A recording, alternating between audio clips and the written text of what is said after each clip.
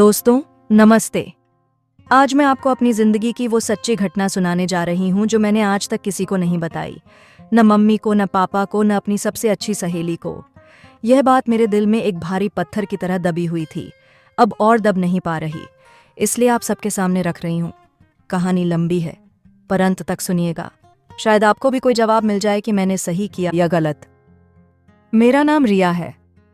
मैं एक छोटे से कस्बे में पैदा हुई थी। जब मैं 7 साल की थी तब मम्मी की तबीयत बहुत खराब हो गई और कुछ ही महीनों में वे हमें छोड़कर चली गईं।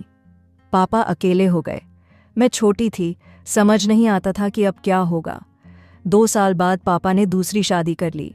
उनकी नई पत्नी का नाम सीमा आंटी था। उनके साथ उनकी बेटी भी आई, नाम था नेहा।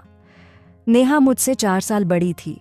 जब वे हमारे घर आईं तब नेहा 11 साल की थी और मैं 9 की। पहले पहले सब बहुत अच्छा लगा। सीमा आंटी मुझे बहुत प्यार करती थी। नेहा दीदी भी मुझे अपनी छोटी बहन की तरह खिलौने देती, मेरे साथ खेलती। पापा भी खुश थे।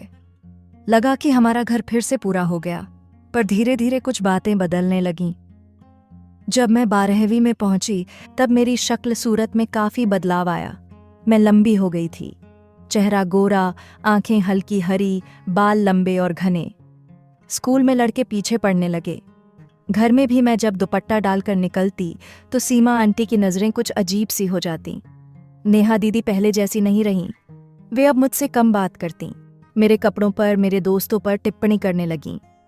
फिर एक दिन कुछ ऐसा हुआ जिसने मेरी सारी दुनिया बदल दी। हमारे मोहल्ले में एक लड़का रहता था, नाम था विक्रम। विक्रम नेहा दीदी का बहुत अच्छा दोस्त था, कॉलेज में साथ पढ़ते थे। विक्रम का घर हमारे घर से सिर्फ 2 गलियां दूर था। वह अक्सर हमारे घर आता। नेहा दीदी और विक्रम घंटों बालकनी में बैठकर बातें करते। मैं छोटी थी, इसलिए मुझे ज्यादा ध्यान नहीं देती थी। गर्मियों की छुट्टियां आईं। पापा और सीमा आंटी को गांव जाना था, किसी रिश्तेदार की शादी में। 10 दिन का प्लान था। नेहा दीदी ने कहा कि वे घर पर ही रहेंगी क्योंकि उनका कॉलेज प्रोजेक्ट चल रहा है। मैं भी उनके साथ रुक गई। मुझे लगा दीदी के साथ मजा आएगा। पहले 2-3 दिन तो सब नॉर्मल था। हम साथ फिल्में देखते, आइसक्रीम खाते, देर रात तक बातें करते। पर चौथे दिन से विक्रम का आना बढ़ गया। वह दिन में 2-3 बार आता, कभी प्रोजेक्ट के बहाने, कभी कुछ सामान लाने के बहाने। मैंने नोटिस किया कि जब भी विक्रम आता, नेहा दीदी मुझे मेरे कमरे में भेज देती। कहती, रिया जाकर अपना होमवर्क कर, हम बड़े लोग बात करेंगे। मैं मन महसूस कर चली जाती। पर एक दिन मैंने दरवाजे के पीछे से झांका। विक्रम और नेहा दीदी बहुत करीब बैठे थे। नेहा दीदी के गाल लाल थे। विक्रम उसके बालों में हाथ फेर रहा था। मैं समझ गई कि दोनों एक दूसरे को बहुत पसंद करते हैं। मुझे बुरा नहीं लगा।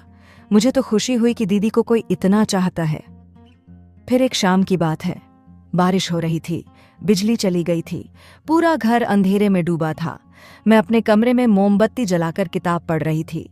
तभी नेहा दीदी आईं और बोलीं, रिया, विक्रम आया है, बाहर बहुत तेज बारिश है, वह भीग गया है, मैं उसे तौलिया देती हूँ, तू जरा गर्म पानी लेकर आ। मैं किचन में गई। गर्म पानी लेकर जब वापस आई तो लिविंग रूम का दरवाजा बंद था। मैंने आवाज लगाई, दीदी। कोई जवाब नहीं आया। मैंने धीरे से दरवाजा खोला। अंदर मोमबत्ती की हल्की रोशनी थी। नेहा दीदी और विक्रम सोफे पर थे। दोनों एक दूसरे से लिपटे हुए थे। मैं हक्की बक्की रह गई। मेरे हाथ से गिलास गिर गया। आवाज हुई। दोनों अलग हुए। नेहा दीदी का चेहरा सफेद पड़ गया। विक्रम बोला, रिया, तुम यहाँ? नेहा दीदी दौड़कर आईं और मेरा हाथ पकड़कर मुझे मेरे कमरे में ले गईं। दरवाजा बंद किया और बोलीं, जो देखा किसी को मत बताना, वरना मम्मी पापा मुझे घर से निकाल देंगे। मैं डर गई थी। मैंने सिर हिला दिया। उस दिन के बाद नेहा दीदी मेरे साथ पहले से भी ज्यादा सख्त हो गईं। मुझे घर से बाहर नहीं जाने देती थीं। मेरा फ़ोन चेक करने लगीं। मेरे दोस्तों से बात करना बंद करवा दिया। फिर एक रात की बात है। रात के 12 बज रहे थे। मैं सोने की कोशिश कर रही थी। अचानक दरवाज़ा खुला। नेहा दीदी अंदर आईं। उनके साथ विक्रम भी था। मैं उठकर बैठ गई। नेहा दीदी ने दरवाज़ा बंद किया और बोली, रिया, अब तू बड़ी हो गई है, कुछ बातें समझनी होंगी। मैं डर गई। विक्रम चुपचाप खड़ा था। नेहा दीदी ने कहा, जो हम करते हैं वह गलत नहीं है, प्यार में सब जायज़ है। तू किसी को बताएगी तो हमारी जिंदगी बर्बाद हो जाएगी, और तेरी भी। मैंने कहा, दीदी, मैं किसी को नहीं बताऊंगी, पक्का। नेहा दीदी मुस्कुराईं। फिर विक्रम ने कुछ कहा जो मेरी जिंदगी बदल गया। उसने कहा, अगर तू सच में चुप रहना चाहती है तो एक काम कर, हम जो कहें वही करना, वरना हम सबको बता देंगे कि तू झूठ बोल रही है और तूने हमें ब्लैकमेल करने की कोशिश की। मैं सहम गई। मैंने पूछा, क्या करना होगा? नेहा दीदी ने कहा, बस इतना कि जब भी विक्रम आए तू घर से बाहर चली जाना, और अगर कोई पूछे तो कहना कि विक्रम कभी नहीं आता, बस। मैंने हाँ कह दिया। मुझे लगा यही सबसे आसान रास्ता है। पर बात यही नहीं रुकी।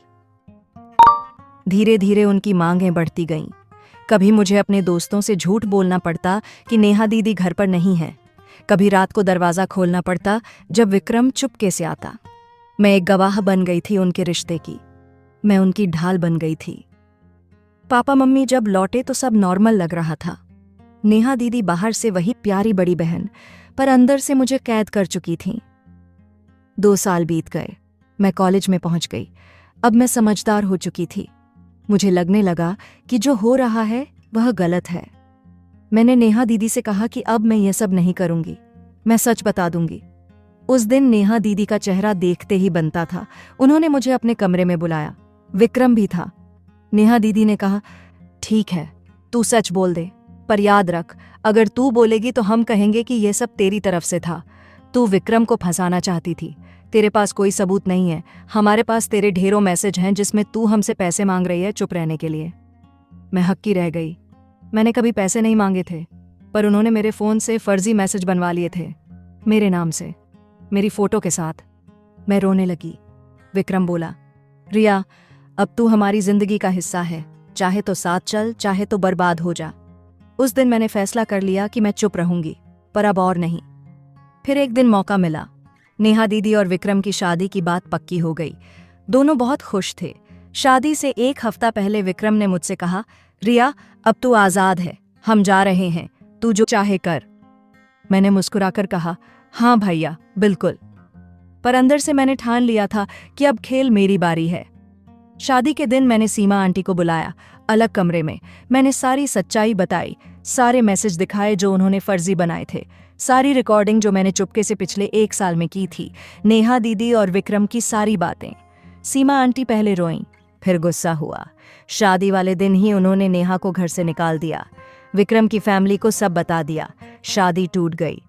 नेहा दीदी मुझसे बहुत नफरत करने लगीं। उन्होंने मुझे फ़ोन किया, धमकियां दी, पर अब मैं डरती नहीं थी। मैंने सारी रिकॉर्डिंग पुलिस को भी दे दी थी। विक्रम पर ब्लैकमेल का केस चल रहा है। नेहा दीदी अब कहीं किराए के मकान में रहती हैं, मुझसे बात नहीं करती। पापा को आज तक कुछ नहीं पता। मैंने सिर्फ सीमा आंटी को बताया था, वे मेरे साथ हैं। दोस्तों, आज मैं ये कहानी इसलिए सुना रही हूँ क्योंकि कई लड़कियाँ ऐसी होती हैं जो डर की वजह से चुप रहती हैं। मुझे लगा था कि मैं अकेली हूँ, पर अब पता है कि सच बोलने की हिम्मत रखो तो कोई कुछ नहीं बिगाड़ सकता। सौतेला रिश्ता हो या सगा, रिश्ता वही अच्छा है जो दिल से निभाया जाए। जिस दिन दिल में स्वार्थ आ जाए, रिश्ता सिर्फ नाम का रह जाता है। अब मैं आज़ाद हूँ, अपनी ज़िंदगी अपने तरीके से जी रही हूँ। और हाँ, अगर आपको लगता है कि मैंने सही किया तो एक लाइक ज़रूर कर दीजिएगा और कमेंट में लिखिएगा, सच की जीत होती है। धन्यवाद।